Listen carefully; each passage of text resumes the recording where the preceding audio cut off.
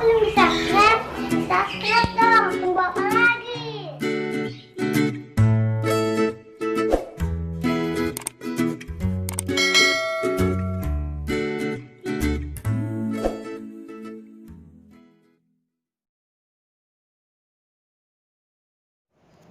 Menyelamatkan. Bab 64. Darlin tidak dipapah. Dengan tidak bertenaga, terjatuh, langsung jatuh ke pelukan yang lebar dan berotot. Tidak bisa minum, jangan minum. Siapa kamu? Sangat tidak asing. Tampangmu sangat mirip dengan si brengsek yang menjengkelkan itu. Darlin membuka matanya. Melihat di atas kepalanya muncul wajah yang dia kenal. Sangat tampan dan juga sangat dingin. Pria itu menunduk melihat wanita dengan wajah merah dan keras kepala di pelukannya. Dia pun tidak menjawab. Perlina juga terkejut melihat pria yang memeluk Darlin. Wah, Yos kenapa bisa muncul di sini? Ikan kecil. Kamu masih saja begitu suka membuat masalah.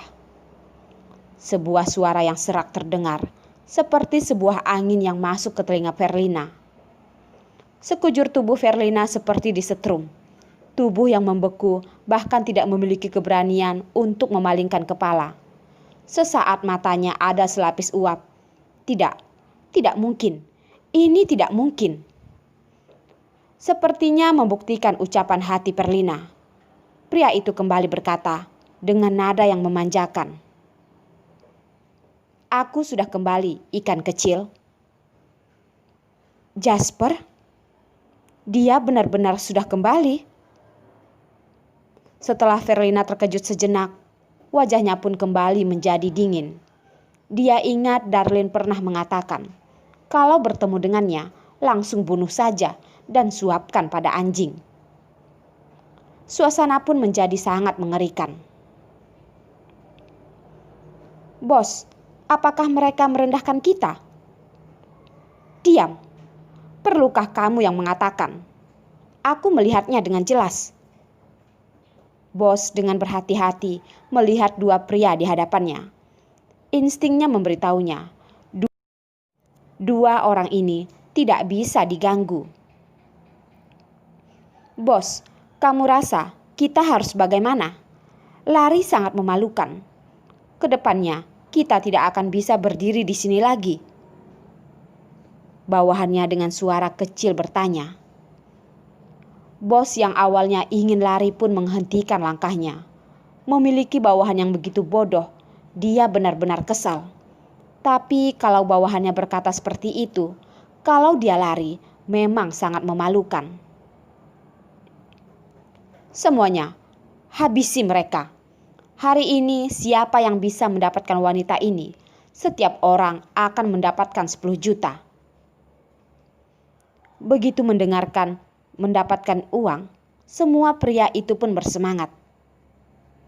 Hanya saja musuhnya terlalu kuat, mereka terlalu tidak berguna. Hanya sebentar saja, mereka sudah dihabisi. Ikan kecil. Kamu masih begitu kasar. Setelah Jasper membereskan mereka, dia bahkan tidak sesak. Perlina menganggap dia tidak mendengarnya. Dengan suara dingin berkata, tidak boleh memanggilku ikan kecil. Dia tidak pantas. Yos memeluk Darlin.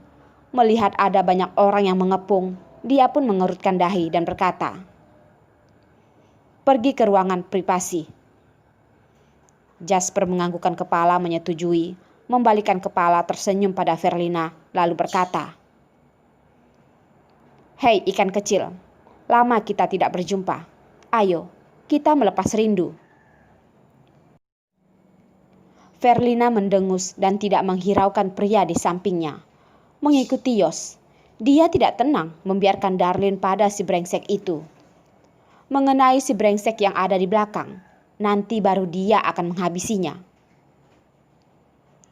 Lantai pertama kota tidak ada malam hari, melayani orang biasa.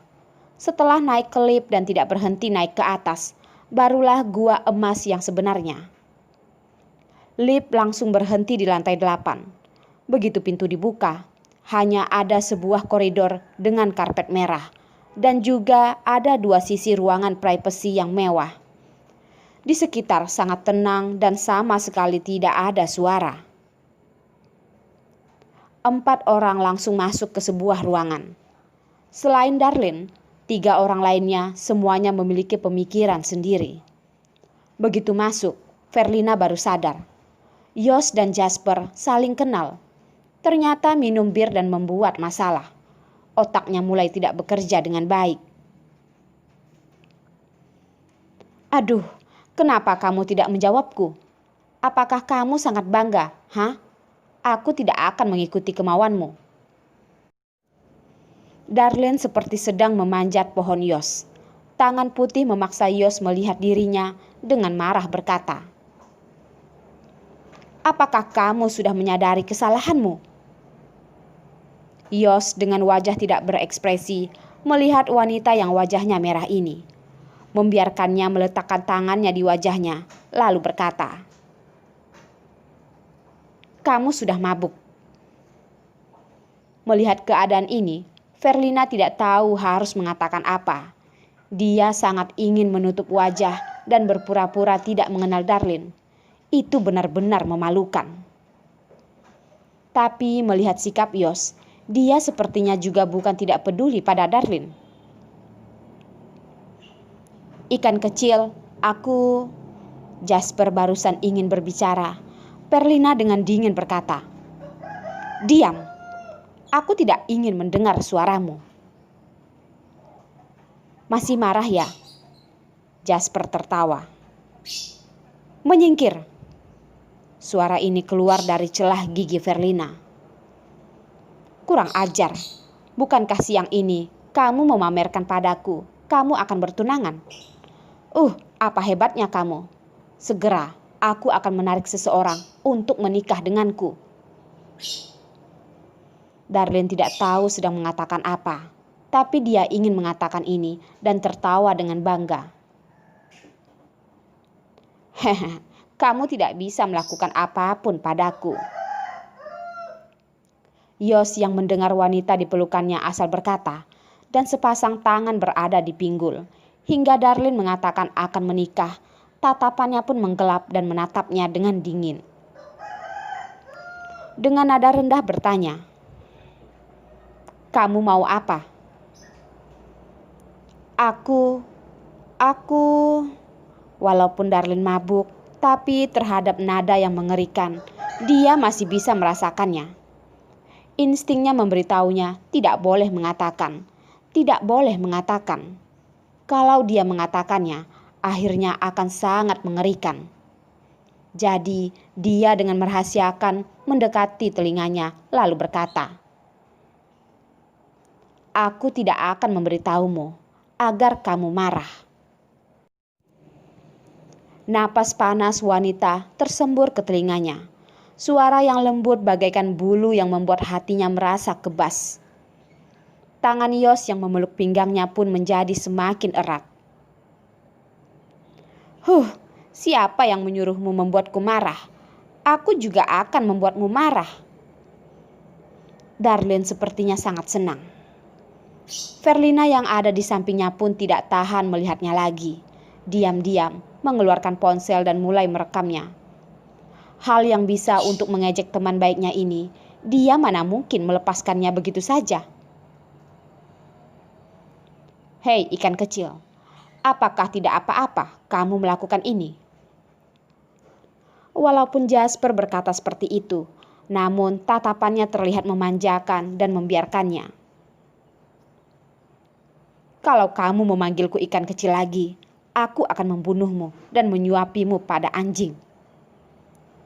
Verlina memperingati dan melihat pria yang ada di sampingnya dengan dingin. Tidak dipungkiri, setelah 8 tahun, remaja itu sudah berubah menjadi sebuah pohon besar dengan tatapan agresif yang tidak berubah. Tapi melihatnya membuat orang merasa semakin jengkel. Memangnya memiliki tampang ganteng sangat hebat. Pergi saja sana. Lina juga tidak buruk. Jasper sepertinya sangat bisa menyentuh hal yang tidak disukai Perlina. Perlina dengan wajah tanpa ekspresi menyimpan ponselnya, menggerakkan tinjunya, tanpa ragu memukul ke arah wajah Jasper. Kalau kamu terus bertindak dekat denganku lagi, aku akan memukulmu sampai mati. Jasper dengan santai menahan pukulan Perlina, langsung menariknya ke dalam pelukan, dengan menyayangkan berkata, "Tenagamu lumayan, sayangnya pukulanmu itu tidak akurat." "Bajingan, lepaskan tanganku." Perlina dengan marah melototinya, bahkan seperti akan melototinya sampai berlubang. Jasper tidak melepaskannya, berkata ke arah Yos, "Yos, kita bicarakan lain kali saja ya." Yos mengiyakan, mengartikan dia setuju. Jasper tersenyum pada Perlina yang terdiam, langsung mengangkatnya ke atas punggung dan membawanya pergi. Perlina terlambat bereaksi, tapi tidak peduli bagaimanapun dia memukul tubuh pria itu sama sekali tidak bergerak. "Bajingan, bajingan yang pantas mati. Cepat lepaskan aku. Aku akan membunuhmu. Aku akan membunuhmu." Darlene masih bergerak di pelukan Yos, tidak tahu dirinya hanya tinggal sendirian. Yang dia hadapi adalah orang yang begitu mengerikan seperti serigala. "Bicaralah, bukankah aku akan segera bertunangan? Apakah kamu masih bangga?" Yos mengerutkan dahi melihat wanita yang ada di hadapannya. Dia tidak pernah tahu kalau wanita ini mabuk akan menjadi begitu berani. Semalam bukankah bersikeras ingin membatasi hubungan mereka? Sekarang malah datang mempertanyakan padanya kenapa ingin bertunangan. "Apakah kamu tahu apa yang sedang dirimu lakukan, Darlene?"